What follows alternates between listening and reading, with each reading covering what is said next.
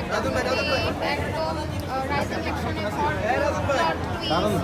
And criminology settings theme সব মিলিয়ে এক কথা অসাধারণ একটা মুভি, দেখার মতো একটা movie. Shakib Khan definitely and audience grabber, but audience গ্র্যাবারের থেকেও বড় কথা হচ্ছে he is a good actor. তো তার অ্যাক্টিং, তার ট্রানজিশনাল অ্যাক্টিং দেখার জন্য আমাদের সবার উচিত, আমাদের বাংলাদেশের মানুষ, বাংলাদেশের অ্যাক্টর কীভাবে তাদের ক্যাপাবিলিটি কতটুকু, তারা আমার মনে হয় সবারই দেখা উচিত যে yes we have such an actor in our country. অনন্য মামুন বলছে এটা ইন্টারন্যাশনাল মুভি, এটা কি আন্তর্জাতিক মানের মুভি হয়েছে? অফকোর্স এটা কেন বলতে এটার স্টোরি লাইন ছিল ডিফারেন্ট।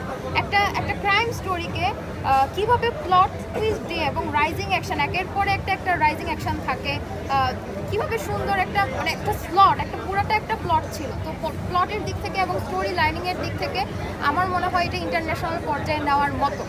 আচ্ছা, ছবিতে আমরা দেখেছি পায়েল ছিল এবং অন্য আরও আর্টিস্ট ছিল, সোনাল চৌহান, তাদের অভিনয়গুলো আসলে কেমন ছিল? পায়েলের অভিনয় বলতে আমার তুফান মুভিতে মিমির অ্যাক্টিং খুব ভালো লেগেছে। ওনার ক্যারেক্টারের সাথে ওনার সিনক্রোনাইজিংটা খুব ভালো ছিল। বাট অ্যাজ অ্যান অডিয়েন্স হিসেবে আমি বলবো পায়েল হচ্ছে একটু খুবই স্মুথ ক্যারেক্টার হয়ে গেছে অ্যাকর্ডিং টু পুলিশ।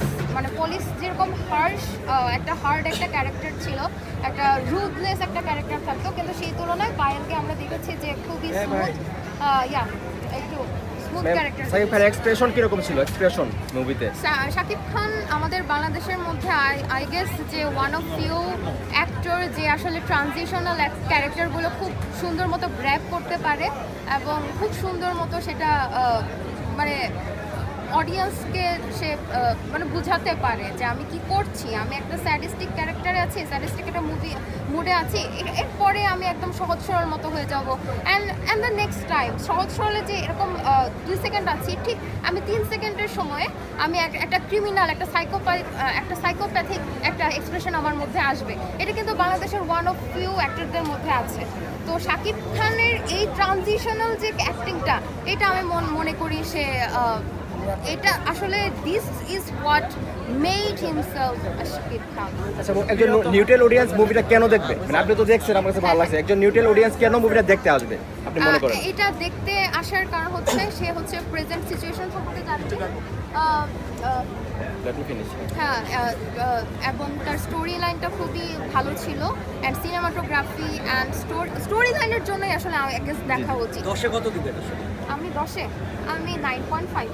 আপনি কি সাকিবিয়ান? এই জেনারেশন জিএনজি আসলে শাকিবের মুভি দেখলে একটু নাক শিটকায় অনেক সময় বলে, আসলে আপনার তো আসলে জিএনজি, সো সেই জায়গা থেকে কি বলবেন? জিএনজি বলতে আমি মনে করি যারা জিএনজি নাক শিটকায় তারা, আমি মনে করি যে তারা জেলাসি থেকে হতে পারে এবং তারা হয়তো বা শাকিব খানের সবগুলো মুভি দেখে নাই। আর শাকিব খানের যদি সব মুভিটা দেখা হতো তাদের, তাহলে তারা অন্তত বুঝতে পারতো যে শাকিব খানের ইমপ্রুভমেন্টটা কিন্তু ডে বাই ডে হচ্ছে। ইভেন আমরা তুফানে যে ট্রানজিশনাল ক্যারেক্টার দেখেছি, দরদে কিন্তু same type of transitional character ছিল, কিন্তু তুফানের থেকে এখানে কিন্তু অ্যাক্টিং কিন্তু অনেক ভালো করেছে, অ্যাক্টিং ওয়াজ রিয়েলি বেটার। তো তার ইমপ্রুভমেন্টটা তারাই দেখতে পারবে, বুঝতে পারবে যে শাকিব খানের মোটামুটি কয়েকটা ছবি যাদের দেখা হয়েছে। সো এটাই। শাকিব খানকে কি সামনাসামনি দেখছেন বা দেখার সুযোগ আছে? যদি সুযোগ হয় কি বলতে চান? আমি বলতে চাই যে আপনাকে 150 বছর 200 বছর পর্যন্ত বাঁচিয়ে রাখার তৌফিক আল্লাহ দিন, যাতে আপনি আরও ভালো ভালো মুভি আমাদেরকে উপহার দিতে পারেন। ধন্যবাদ, থ্যাংক ইউ।